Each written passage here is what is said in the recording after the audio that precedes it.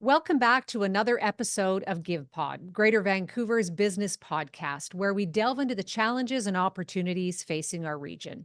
I'm Bridget Anderson, CEO and President of the Greater Vancouver Board of Trade, and you're listening to the final episode of our Hosting Rights series.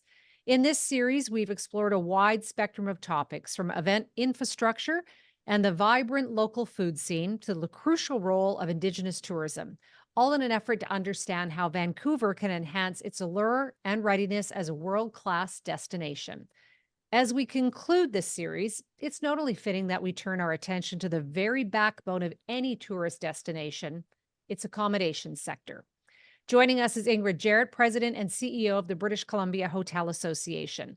With Vancouver set to host a number of events such as FIFA World Cup, Grey Cup, Taylor Swift concerts, and even more, the hospitality experiences is more critical than ever. So today we'll dive into the strategies being employed to strengthen this sector, the ongoing efforts to improve guest experiences, and how these initiatives not only contribute to the economic vitality of the region, but also enhance its reputation as a world-class host.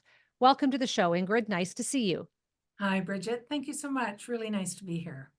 Well, let's start off and set the stage with what is happening with the hotel industry. If I think back to when our paths really first crossed a lot was during the pandemic, and we saw a lot of hotel rooms taken out of the mix from the government and put into SROs, they're called. We also saw tourism take a very deep dive, and we didn't have the Mhm. number of people coming here.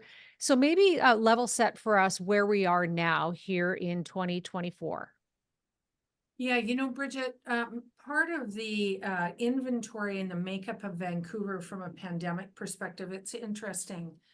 We certainly markets have changed, demand and the rhythm of demand has changed. We have seen new product come into the market, which is very encouraging, and we have a fairly robust pipeline, certainly more hotels and rooms in Vancouver specifically in build or in project development than we have in the last 4 years. That is really good news because we do have gaps within all the different forms that accommodations take that will really enable different kinds of demands, whether that's corporate travel, group travel, leisure, sort of more off season or high season.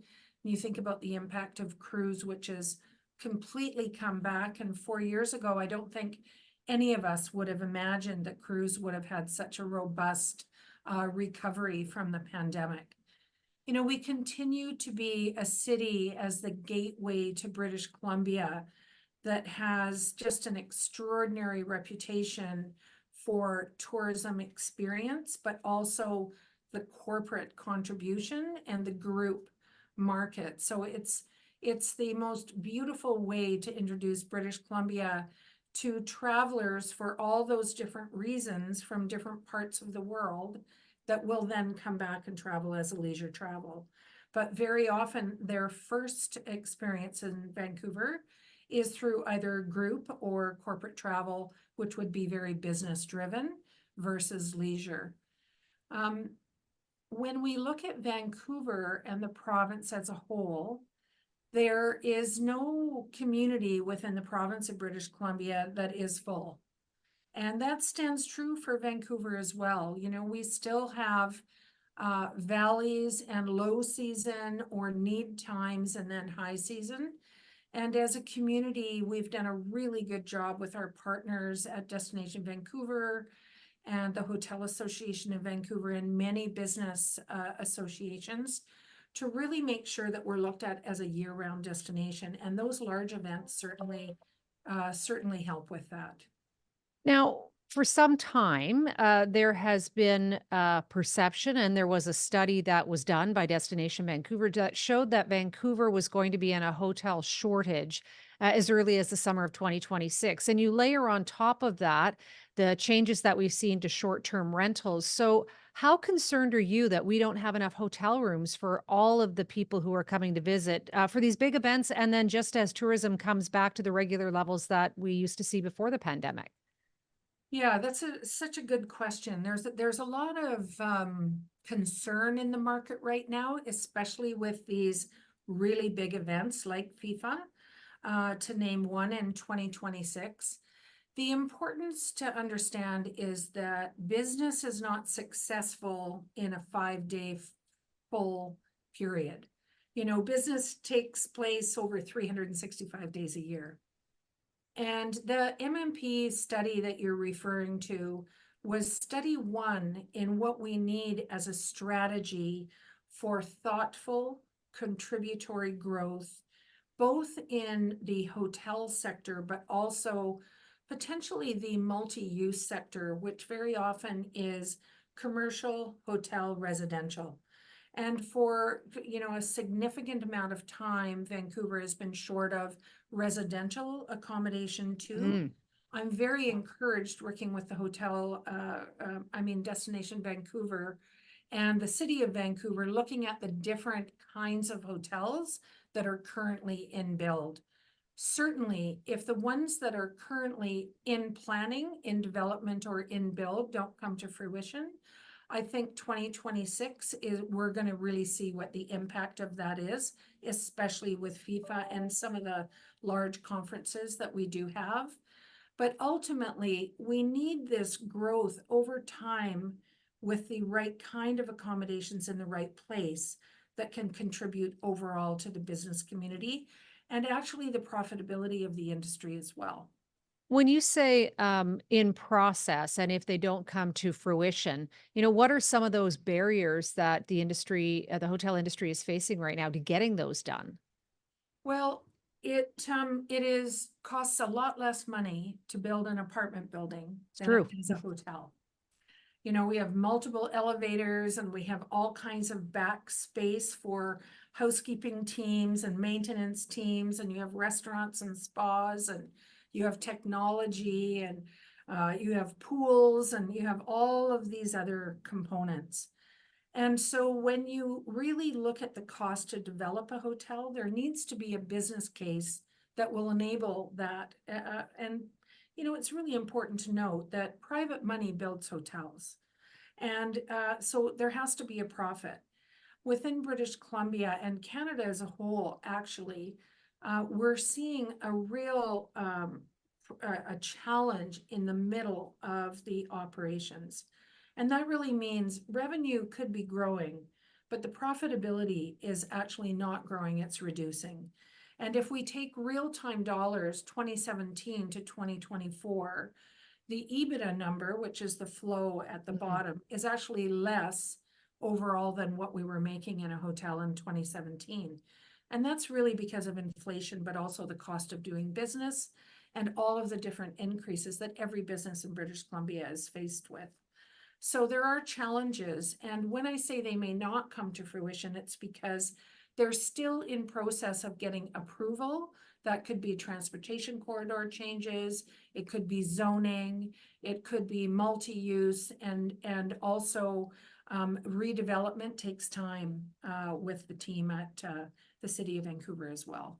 Well, and like any development project, no doubt it's the same in the hotel industry, just waiting to see if those interest rates are going to come down as well, which we all have our fingers crossed that sometime Yes, 2024 they will. that'll make a very, very big difference. How what kind of impact do the changes to the short-term rentals have?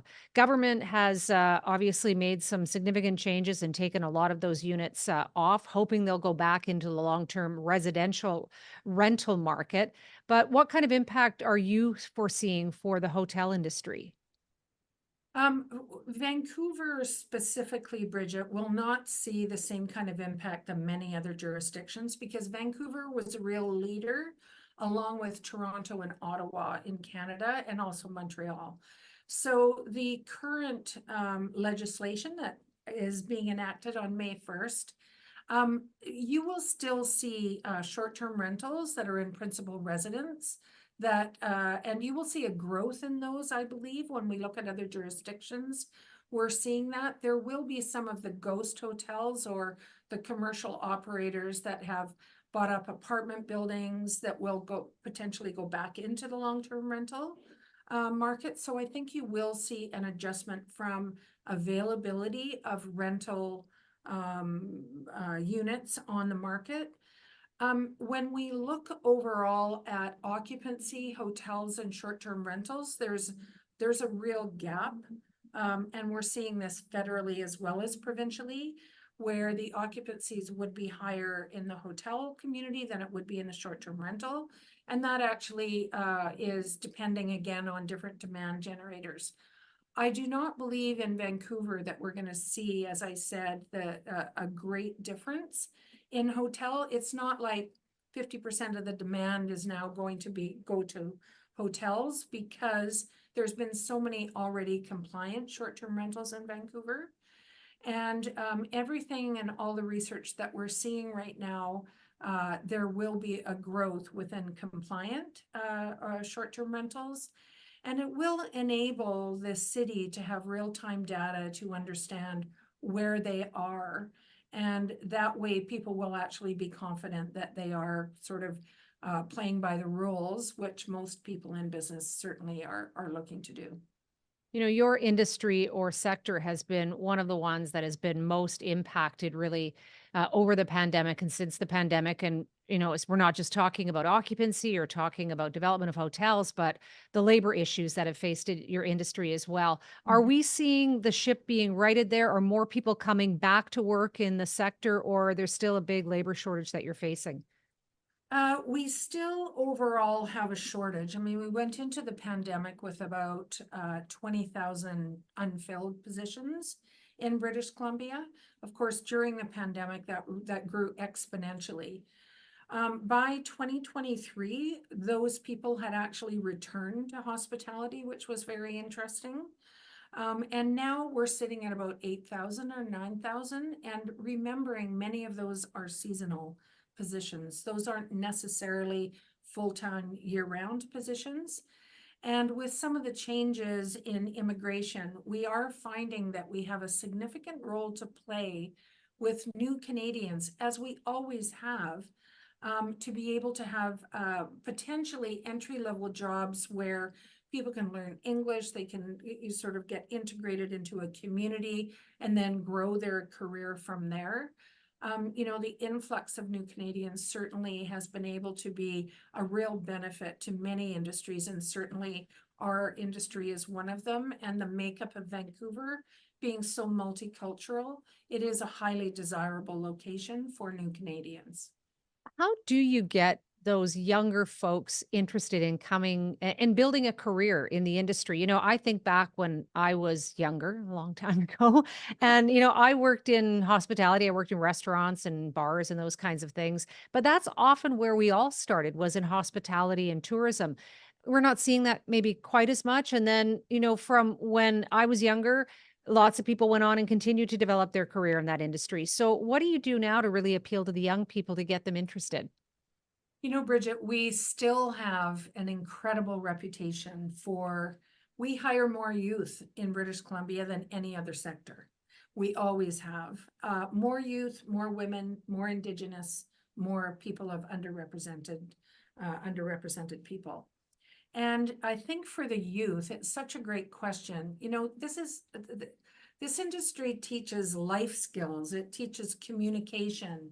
Yeah. You're looking at people in your eye, you're learning about where they come from. There's so many things that are exciting. And if you're somebody that is really enlivened by world travel and a variation in what you're doing every day, I think this industry remains as an industry of choice. As you're going to university, we find, the youth start and then they may go to university or college, and then they work part-time. And we do find sometimes people just stay because there's so many varied careers within the industry. If you're in finance, if you're a strategist, if you're all about guest service, whatever that might be in a hotel, or culinary, for example. So the tenure, our latest research shows on average 7.3 years is our average employee in hospitality in British Columbia.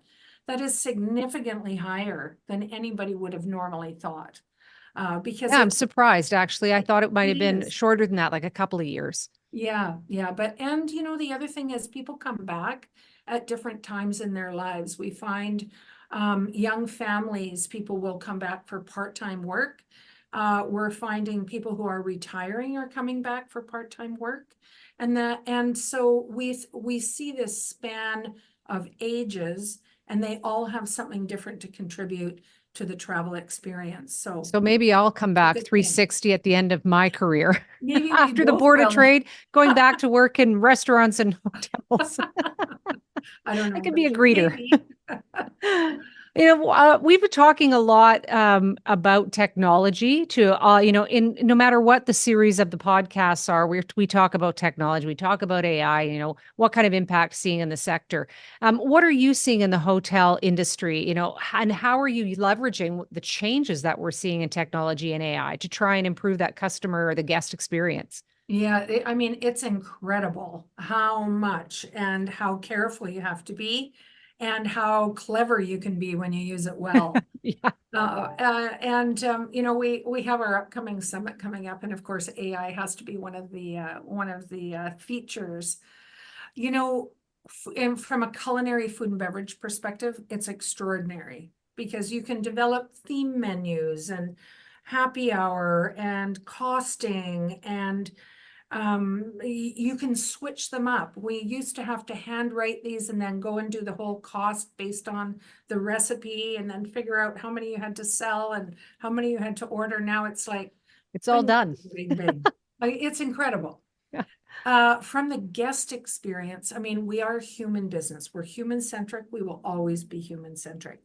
Yet when we use AI, we can anticipate so many things about the traveler. So personalization, communication, a way that they can reach out ahead of time and make sure that things are prepared in a way that really makes a difference to their stay. In addition to that, you'll find systems within technology of either reservation systems, phone systems, following up on ascertaining how happy they are. Do you want to make a dining reservation? All of that can actually happen from a technology perspective.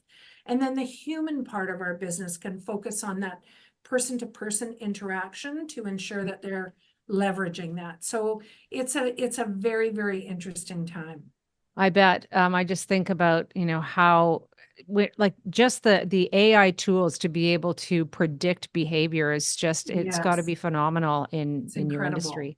Yeah. What are some of the other trends that you're seeing, particularly in the Greater Vancouver region? Is there a move to, are guests preferring boutique hotels or hotels that have more experiences built in? Or like, where do you see the kind of the traveler experience going in the next, say, 5 years?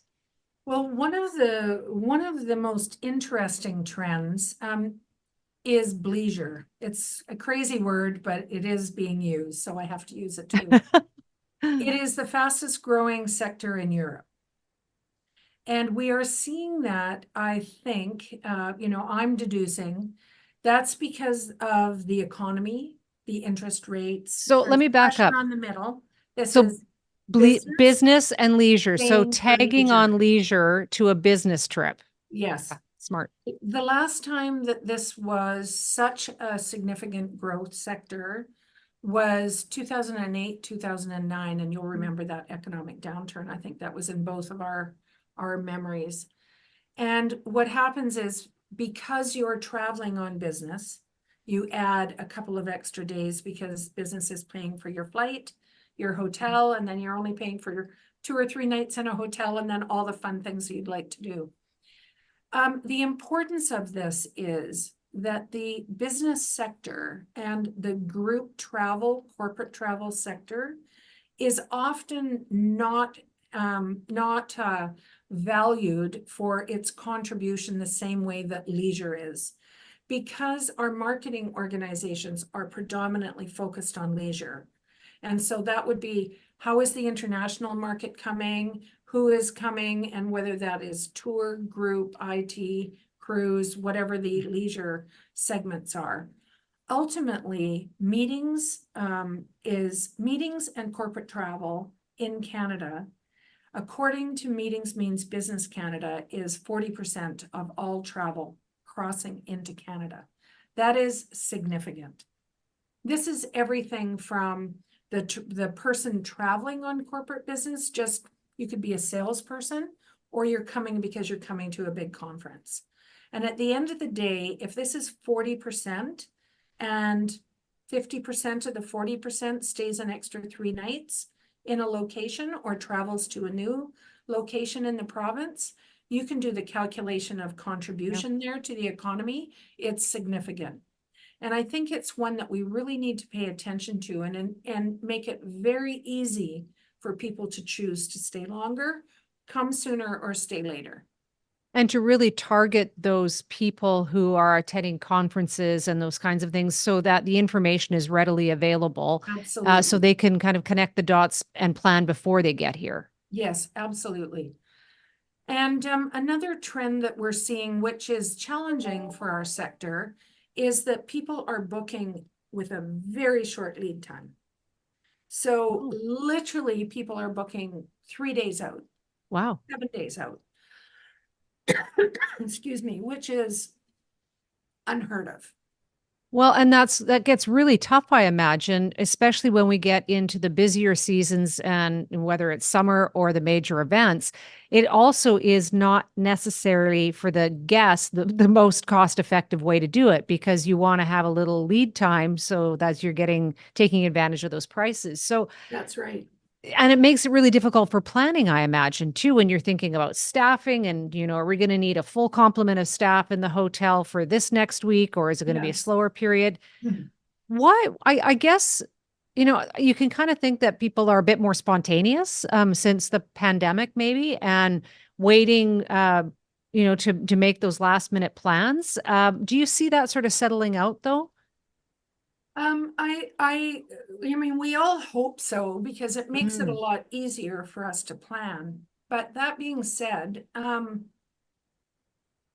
when people are planning to come, we're seeing smaller group sizes, except the big conventions, but we're seeing many more of them. And as we pay attention to the trends, the pace, we're always analyzing these things. That's what you do. You end up being able to be very agile. I don't think anything will ever be quite the same. Yeah. People, we've all changed. We had 2 years of, complete upside down in many, many industries. And there is a heightened degree still of social consciousness and sensitivity. Not necessarily in travel or in safety, but people just think twice about doing one thing or another. And that could be for sustainability reasons, for the environment, for what does it look like with work-life balance? It could be, there's so many new factors that we actually wouldn't be considering in travel, corporate travel or group travel previously, to quite the same degree that we do now. And I think everything that we do, we need to be cognizant that this too will change. And therefore, what does tomorrow look like and how do we prepare for that with the best information that we have today? Thankfully, we have very, very clever hoteliers. We have beautiful hotels. We have an incredible amount of employees that are so committed. And our travel experience in British Columbia is very, very highly regarded.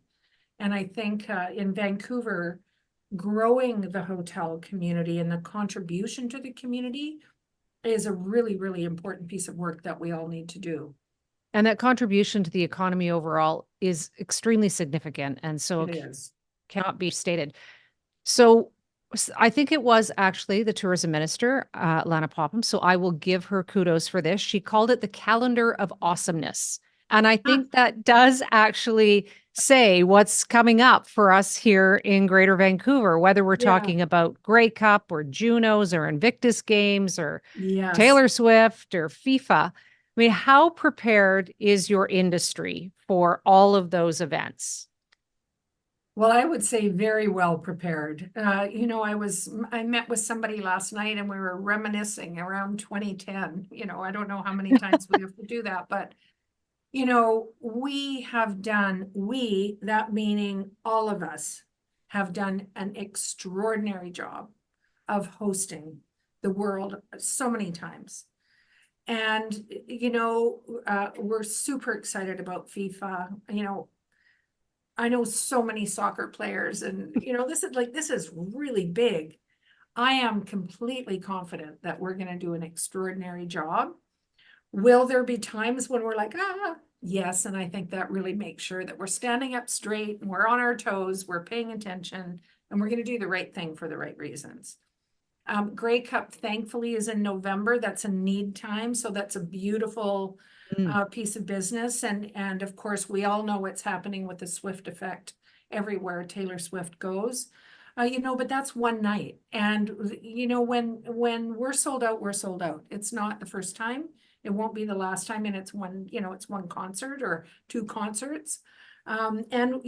What we need to do is figure out between Grey Cup and Taylor Swift what we're going to do about the gap, which is about 12 days. And, I'd be remiss if I didn't also say, and it's completely out of your control, but when you see those hotel prices sometimes during the Taylor Swift concert, I mean, that's also a message that I'm sure that has you somewhat worried. I don't think that you want everybody thinking it's going to cost $10,000 a night, because that's not the case at all. No, it's not the case. No, it's so difficult. Dynamic pricing, it's based on supply and demand, and I certainly have no control over hotel prices, nor do I have any control over the price of a ticket to go and see Taylor Swift. No kidding. But does Vancouver stack up comparatively to other similar size cities in North America? I mean, you hear Vancouver's expensive in any other regard, but how does it stack up hotel rooms? When we do our analysis and we analyze the top North American cities, Vancouver is not expensive comparatively. If you go broader and you go to Europe, and if you take, in Canada, what are the leading cities in Canada? You would say Vancouver, Toronto, most definitely. Yeah. You take LA, New York, Chicago, and then you take Paris and London. We're not in the top four, that's for sure. And I can also say that there are more days in the year where we need business than days when we don't. And that would indicate at the high pressure dates, yes, the rates will be higher, but there's all those other dates of the year that you can actually get an incredibly affordable hotel room. So maybe that's a good way to end the conversation with a couple of calls to action. One is we need more events in those quieter times in Vancouver, British Columbia. And two, when it's busier, we actually need more hotels being built too. So I'm going to leave it for you to have the last word on both of those calls to action. Okay, thank you, Bridget. Yes, we need more events, and we need, more conferences, and we need to be a 365-day destination. That should be our goal. And I think the corporate market and the group market has the greatest propensity to actually deliver that. My next one about hotel rooms, Royce and I are, we're spearheading, co-chairing this task force on hotel and infrastructure build. And we have great partners at the table. And I have to say the city of Vancouver has been exemplary. And when we can identify the stickiness, then our job is to make sure we remove the stickiness.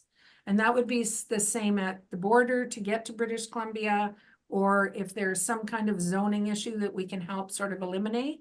Our goal is that we in fact do that so that we have those hotels built. Well, Ingrid, you are a fantastic advocate for the hotels in Greater Vancouver and British Columbia, actually. So thank you for joining us for today. And I say keep doing what you're doing and keep advocating. And we're here backing you up and trying to get more events and more hotels built in our region. Thanks so much for the conversation today. Thank you so much, Bridget.